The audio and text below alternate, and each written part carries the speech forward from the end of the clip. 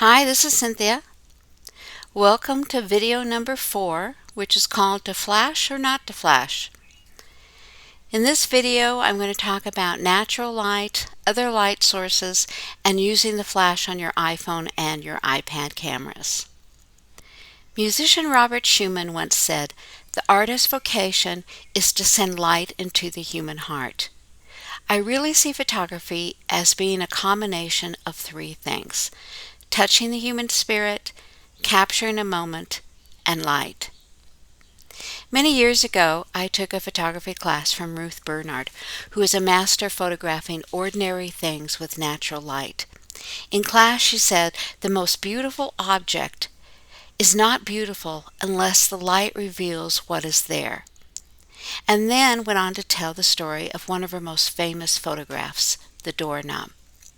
One morning, when getting out of bed, she noticed the gorgeous light on the doorknob. By the time she got her 8x10 camera set up, the light had changed, so she made a note to photograph it the next morning.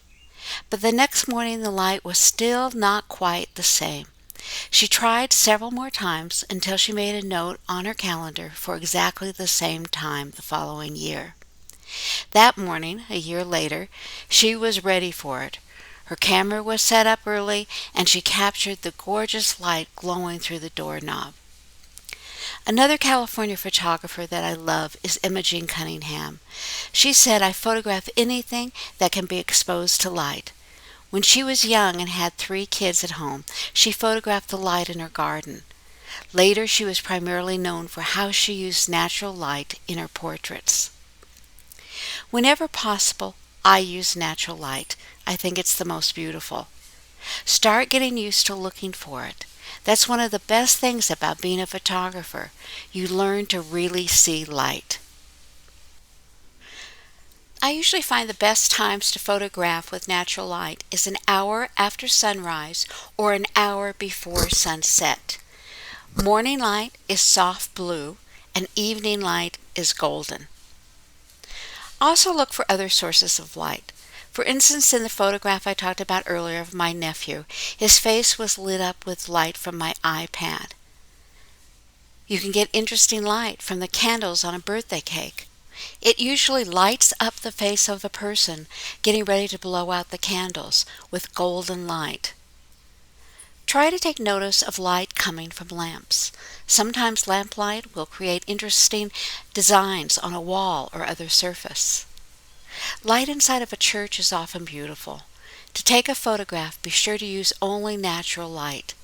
First of all, as in a museum, they're not going to like you using a disruptive flash, but also because the light coming through the stained glass windows is beautiful.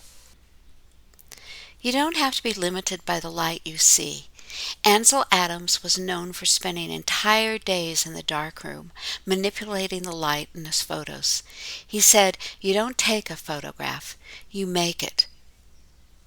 I took this photo of the Malecon Walk with the benches and palm trees in Panama. It was an amazing day with fabulous color everywhere. However, I was disappointed with the photograph. The image did not feel like the day. Ansel Adams uses darkroom. I use my favorite iPhone and iPad apps to improve the light. We'll learn more about that in future videos. What about the flash on your iPhone and iPad camera? Can it help with lighting? Yes, to a degree. Do you see the lightning bolt in the upper left corner of your camera screen? Tap on it. You have 3 flash choices: auto, on, or off. I'm going to use some rubber duckies as models to show you the difference between the 3 flash options.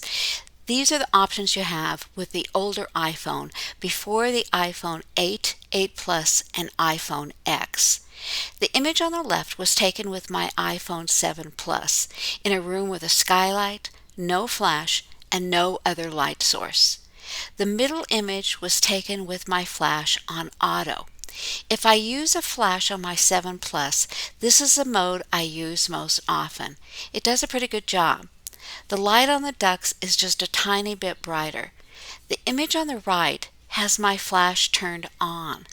I found on the older iPhones that the flash turn on tends to be super harsh. It's not great for duckies and it's not great for people. Apple introduced slow sync flash with the iPhone 8, 8 Plus, and iPhone 10. This flash feature is a game changer. Before, when you set your flash to on, your foreground subject would be brightly lit, often washing out skin tones, but the background would go dark.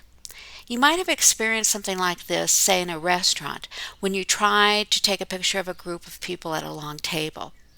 Slow sync flash allows more ambient light, creating much better low light and night photography.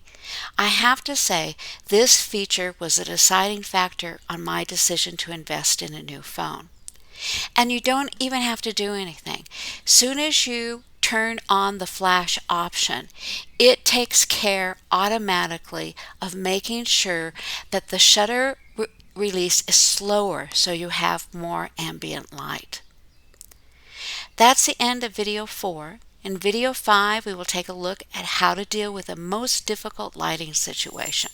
It's one that we all encounter, and most of us have a lot of problems with it, whether we're shooting with our iPhones, a digital camera, or even a film camera.